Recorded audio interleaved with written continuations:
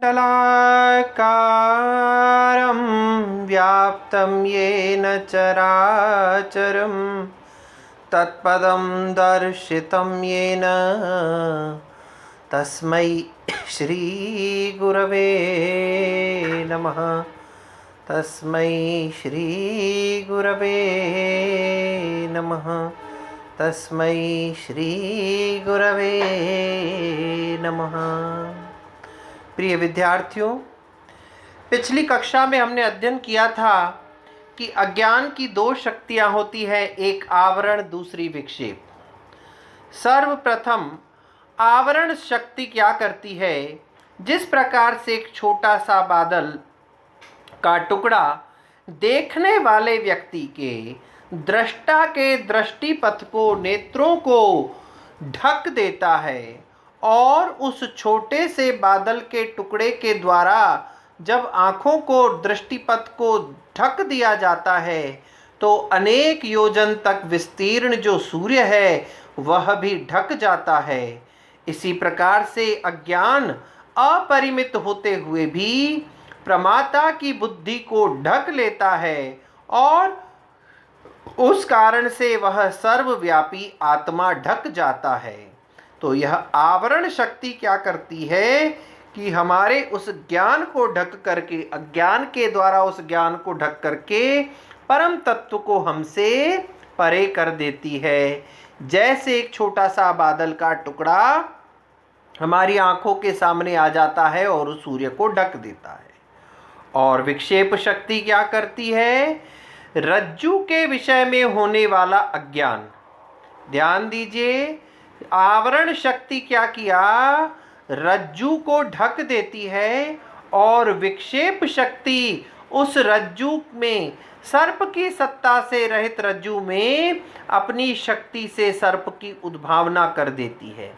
विक्षेप शक्ति क्या करती है? उसमें सूर्य को ढक दिया, आवरण ने सूर्य को ढक दिया और विक्षेप शक्ति ने उसके प्रकाशहीन होने का हमें ज्ञान करवा दिया। उसी प्रकार से आवरण शक्ति क्या कर देती है? एक रास्ते पर आप गए और वहां आपने एक सीपी को देखा। सीपी को देख करके जैसे ही आप आगे बढ़े तो अचानक से उस सीपी के स्वरूप को हमारी आंखों ने ढक दिया, और ढकने के बाद उस सीपी में हमने किसकी उद्भावना कर दी? चांदी की। अंधेरे कमरे में आपने रस्सी देखी, और जैसे ही अंधेरा कमरा खुला, रस्सी को देख करके आप चिल्लाए, सांप सांप। तो ये हमारा जो था ज्ञान, यह दो प्रकार से काम किया। सबसे पहले तो सर्प की सत्ता से रहित है रज्जु, ये बात आपको ध्यान है, उसमें सर्प का एक अंश भी शेष नहीं है, ठीक है। तो सबसे पहले उस अज्ञान ने, आवरण ने उस रज्जु के स्वरूप को ढक दिया, और विक्षेप शक्ति ने हमें क्या किया? उस रज्जु के स्थान पर हमको सर्प दिखा दिया। तो ये है आवरण की दो शक्तियां, अज्ञान की दो शक्तियां, आवरण और विक्षेप। तो अब हम आगे देखेंगे, यह विक्षेप शक्ति क्या करती है? तमह प्रधान होती है। तमह प्रधान विशेष शक्ति से युक्त जो अज्ञान है, उस अज्ञान से उपहित चैतन्य से यह आकाश उत्पन्न हुआ। सबसे पहले आकाश की उत्पत्ति हुई, आकाश से वायु की उत्पत्ति हुई, वायु से अग्नि उत्पन्न हुआ, अग्नि से जल, और जल से पृथ्वी उत्पन्न हुए। इस प्रकार से यह तैत्तिरीय उपनिषद में यह पंक्ति आती है, तस्मात् वा एतस्मात् आत्मनः आकाशः सम्भूतः। सबसे पहले उस विक्षेप शक्ति से युक्त अज्ञान से, तमह प्रधान अज्ञान से आकाश, आकाश से वायु, वायु से अग्नि, अग्नि से जल, जल से पृथ्वी उत्पन्न होते हैं। अब देखिए, तेषु जाड्याधिक्य दर्शनात् तमह प्राधान्यम तत्कारणम। क्या कहते हैं? उन आकाश इत्यादि में जड़ता की अधिकता होने के कारण से उसमें, उस अज्ञान में तमह प्राधान्यम, तम की प्रधानता होती है। देखिए, तीन गुण होते हैं, आप लोग पढ़ चुके हैं, सत्व गुण, रजोगुण और तमोगुण। तो उस में, किसमें? उसमें तमोगुण की प्रधानता मानी जाती है अज्ञान में। क्यों मानी जाती है? जाड्याधिक्य दर्शनात्, जड़ता की अधिकता के कारण से उस अज्ञान में तमोगुण का प्राधान्य होता है। और फिर क्या होता है?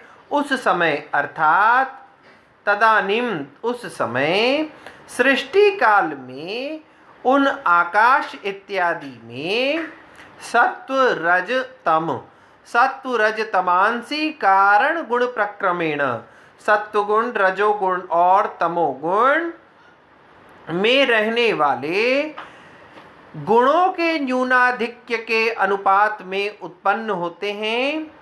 अर्थात इनमें भी तमोगुण की अधिकता होती है और सत्व और रजोगुण की न्यूनता होती है। प्रक्रमेण तेषु आकाश आदिषु उत्पद्यन्ते, और ये आकाश आदि भी उसी में ही उत्पन्न हो जाते हैं। हमने देखा आकाश इत्यादि में जड़ता की अधिकता दिखाई पड़ने के कारण से उस अज्ञान में तमोगुण की प्रधानता होती है। और उस समय सृष्टि उत्पत्ति के समय उन कार्यभूत आकाश इत्यादि में, आकाश इत्यादिषु, आकाश इत्यादि में सत्व रज और तमस कारण में रहने वाले न्यूनाधिक्य के अनुपात से उत्पन्न होते हैं। उन आकाश इत्यादि में ही सत्व रज और तमोगुण उत्पन्न होते हैं, जिनमें तमोगुण की अधिकता होती है, सत्वगुण तथा रजोगुण की न्यूनता होती है।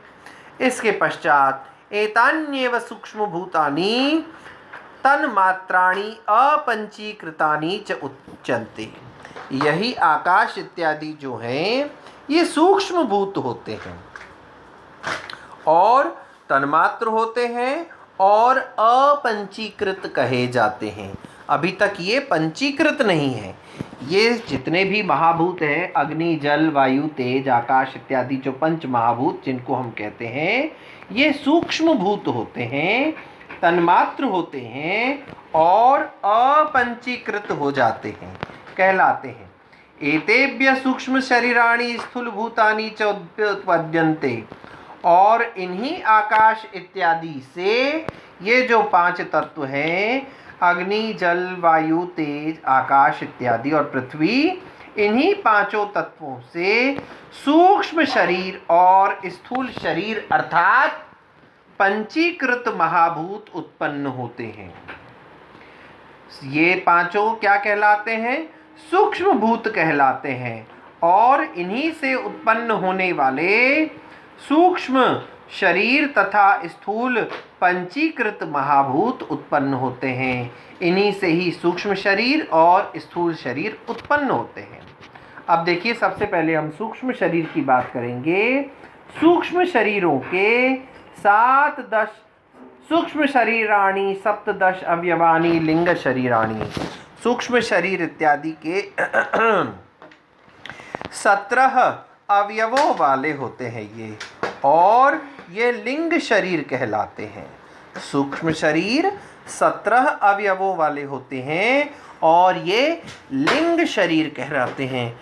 अब ये 17 अवयव क्या हैं और लिंग शरीर में इन 17 अवयवों का क्या कार्य है, उनके क्या क्या नाम हैं, उनके विषय में हम चर्चा अगली कक्षा में करेंगे। तब तक के लिए ओम शांति।